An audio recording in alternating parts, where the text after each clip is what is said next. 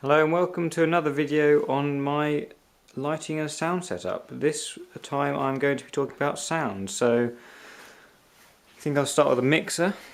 This is a Behringer Xenyx X1832 USB.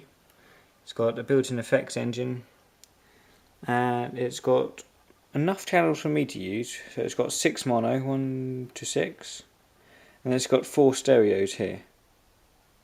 It's got a monitor send, and that's the effects send and return. It's 2 subgroups and a main mix. These are the inputs. So there's the mic or XLR, then there's a 6.35mm or 1/4 of an inch jack, the low cut filter, the gain and compression there, the EQ, auxiliary 1 or 2, and the pan and the effects.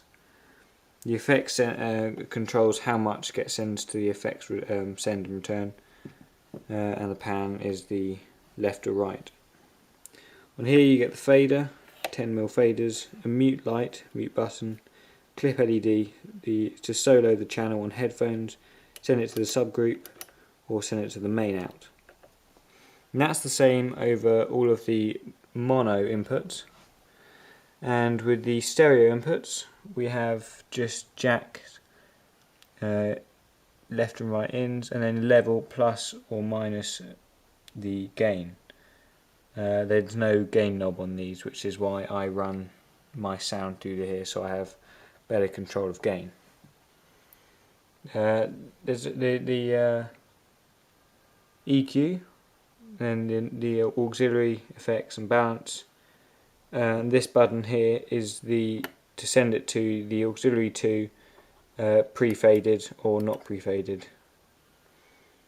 Instead of pan it says balance, and you got the fader again.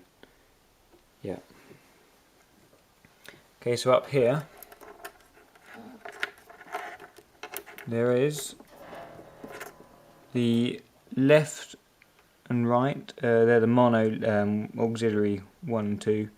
The effects send and returns, and the mono out. I use the mono out to send to a lighting desk for sound active chasers. That's the 2-track in or out, and the FX foot switch and phones. Down here, this is the 9-band EQ. You can have that to the main mix or monitor, and you can put that in or out. This also has feedback detection, so you know where feedback's coming from roughly, because it's only 9-band. XPG surround, it's not brilliant, doesn't really do much that I notice, just makes it a bit louder. And the voice canceller, that doesn't really work, but it's only made for things in the 2-track input. That's the auxiliary 1 to main, aux 1 return, yeah, the voice canceller. And here you can select the left or right sides for the subgroups. There's a decibel meter there, and a few LEDs telling you what's being sent, and that's about it. And on the back there is, not that I can't see it very well, this is my main out here. This sends to a sub, which is the subgroup. I just use it for that. And there you've got the channel inserts here. I think this is the control room out. I can't see it. And that's the USB, so you can record whatever you're putting through your main mix. Yeah. And that's the main outs as well. Instead of, if you're not using XLR, if you're not using 3-pin XLR, you can use jack. This is for the phantom power, and that's the on switch. That's an IEC connector for the power. That's the mixer. That again goes down to an amplifier. This is only a home hi-fi amp. It's a AG-790 by Teac. 100 watts per channel, and that's there's 4 speaker outputs on the back, and I use 2, even though I have 4 speakers. But you know. And because it gets so hot, I have actually taken fans out of my old computer and put them on top to cool it down. it gets quite hot. Yeah. This is a CD player.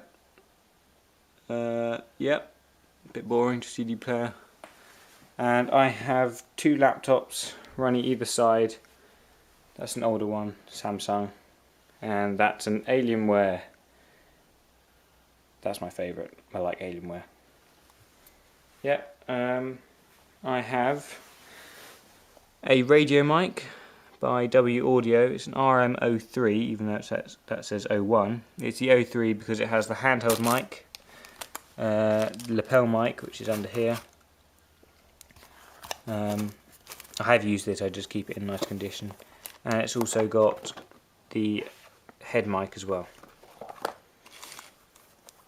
And you get 2 different cables in here. That's the jack to jack, and behind the transmitter we have the jack to another jack, but that's 3.5 mono. And it did originally come with 2 batteries, but I got a knife out and made it fit 3, so I have more spares.